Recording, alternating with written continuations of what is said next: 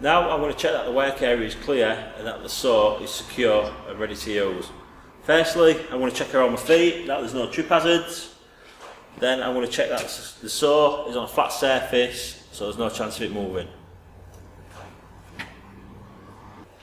Now I'm going to secure the timber, making sure it's firmly in place. I do this by using the clamp. And because it's such a long length of timber, I need a roller stand for additional support.